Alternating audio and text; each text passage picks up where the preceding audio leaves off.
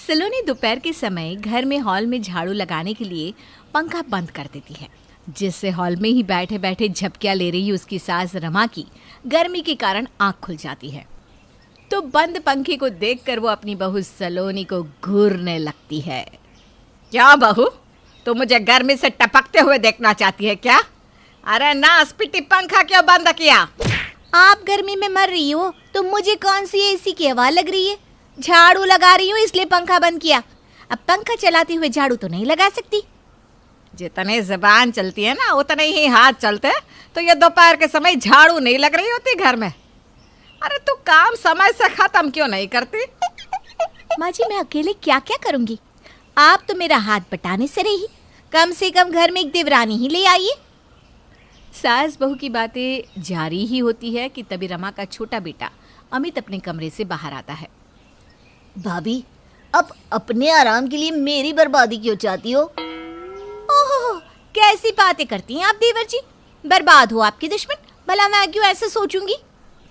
अब आपको देवरानी चाहिए तो मतलब मुझे तो शादी करनी होगी ना, और शादी तो बर्बादी ही है भाभी। अरे नालायक, शक्ल अच्छी नहीं है लेकिन कम से कम बातें तो ढंग की कर लिया कर। बहू सही तो कह रही है, उम्र हो चली है तेरी, अब तो घोड़ी चढ़नी पड़ेगी तुझे। अपनी सास की ये बात सुनकर सलोनी के मन में लड्डू फूटने लगते हैं। चलो, माँ जी के कानों में देवरानी लाने की बात तो गई, अब वो ज्यादा देर नहीं करेंगी और इसी बहाने इन घर के कामों से कुछ तो राहत मिलेगी मुझे। बीतते समय के साथ रमा अपनी छोटी बहू की तलाश में लग जाती है और कई रिश्ते देखने के बाद चंचल नाम की लड़की के साथ अपने छोटे बेटे की शादी करवा देती है। गृह प्रवेश के बाद सलोनी की देवरानी चंचल थक कर सोफे पर बैठ जाती है। ये देखकर उसकी जेठानी बोल पड़ती है। अरे अरे देवरानी जी, बैठ कहाँ रही है? अभी तो और भी रस्में करनी बाकी है। चलो चलो, खड़ी हो जाओ। इसको क्या खुजली है? इतना भारी लहंगा पहनकर कितनी देर खड़ी रहूंगी मैं? ऐसा करती हूँ, बैठे बैठे इसकी तारीफ ही कर देती हूँ। जब तक सुनेगी तब तक तो मैं बैठी रहूंगी। क्या हुआ चंचल, किस सोच में डूब गई? कुछ नहीं, मैं ये सोच रही थी कि जेठानी जी ने ये भारी साड़ी कितनी अच्छे से पहनी है। देखो ना, मुझसे तो अब इस भारी लहंगे में खड़ा भी नहीं हुआ जा रहा, और जेठानी जी के चेहरे पर तो कोई थकान नहीं। बहुत कमाल की बात है सच में। अपनी तारीफ सुनकर सोनाली अपने बालों को संवारने लगती है और खुशी खुशी कहती है। देवरानी जी, कोई बात नहीं, रस्म थोड़ी देर बाद करते, क्योंकि खास रस्में तो सब हो चुकी है ना। हाँ, छोटी बहू थोड़ा सुस्ताल है, शादी की रस्मों में तो थकावट हो ही जाती है। जेठानी का पता नहीं, लेकिन सास पे तो अकल है। अब कुछ देर मैं तो यहाँ से हिलने वाली नहीं हूँ। चंचल स्वभाव की बहुत ही तेज तर्रार लड़की थी। बीतते समय के साथ वो अपने ससुराल के माहौल में ढलने की जगह ससुराल में अपने रहने लायक माहौल बनाती जा रही थी। एक रोज़ जब चंचल हॉल में बैठी नेल पेंट लगा रही थी, तभी उसकी सास बहुत सारे कपड़े लेकर आती है और उसके सामने पटकते हुए कहती है। छोटी बहू, जरा इन कपड़ों को धो ले। इतने सारे कपड़े माँ जी? अभी धोने हैं क्या सारे? नहीं नहीं, अभी क्यों, 2 जन्म बाद आराम से धो दियो। अरे कपड़े गंदे हैं तो अभी धुलेंगे ना। तभी रमा का फोन बजने लगता है। वो फोन उठाकर बातें करते हुए कमरे में चली जाती है। उन कपड़ों को और नेल पेंट लगे हाथों को देखते हुए चंचल सोचती है, इतने कपड़े धोने बैठी तो इस अच्छी खासी नेल पेंट का सत्यानाश हो जाएगा। क्या मुसीबत है। चंचल उन कपड़ों को उठाने ही वाली होती है कि तभी उसे उसकी जेठानी रसोई से पसीने पसीने होते निकलती दिखाई देती है। क्यों ना मैं ये कपड़ों की मुसीबत जेठानी के सर पर डाल दूं। जेठानी जी, आप तो पूरी पसीने से भीग गई हैं। अब रसोई में एसी तो लगा नहीं रखा माँ जी ने, तो यही हाल होना है। अब जा रही हूँ नहाने में। ऐसे मानना पड़ेगा जेठानी जी, आप ना बड़ी फिट है, मतलब एक के बाद एक काम चुटकियों में निपटा लेती हैं। बहुत एनर्जी है आप में। फिट तो मैं हुई। अब तुम कह रही हो तो मान भी लेती हूँ, वरना अपने मुंह से अपनी क्या ही तारीफ करूँ। सच में जेठानी जी, आप जैसा फुर्तीला मैंने कोई देखा ही नहीं, वरना शादी के बाद ना सभी आलसी हो जाते हैं। पर आपकी तो बात ही अलग है। ओहो, अब बस भी करो। एक तुम हो इस घर में जो मेरी तारीफ करती हो, वरना मैं किसी को नजर कहाँ आती हूँ।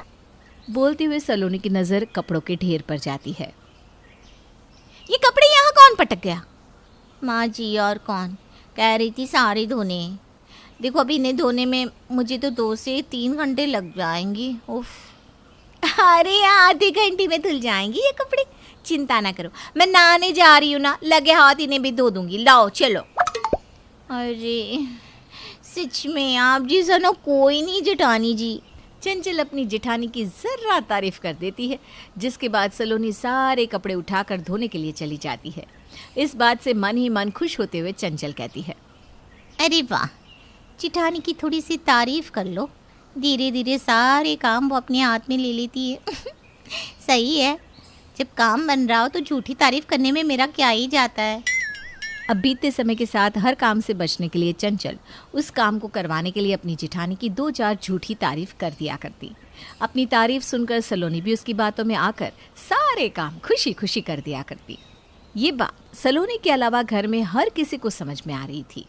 एक शाम जब चंचल सलोनी को अपना काम पकड़ाकर बाहर चली जाती है, तभी उसका पति ऋषभ घर आता है। सलोनी को चंचल की साड़ी प्रेस करते हुए वो देखता है। क्या बात है, आजकल तो बहुत काम करने लगी हो तुम। अरे नहीं, वो तो बस देवरानी जी की साड़ी प्रेस कर रही थी। वाह, क्यों उसे साड़ी प्रेस करनी नहीं आती? आती है, लेकिन वो तुम्हारी तारीफों के पुल बांध देती है और तुम उसकी बातों में आकर उसके सारे काम अपने सर ले लेती हो। ऐसा कुछ नहीं है। और रही तारीफ की बात, तो मैं हूँ ही तारीफ के लायक। बस ये बात घर में कोई नहीं समझता, सिर्फ देवरानी जी को समझ में आती है।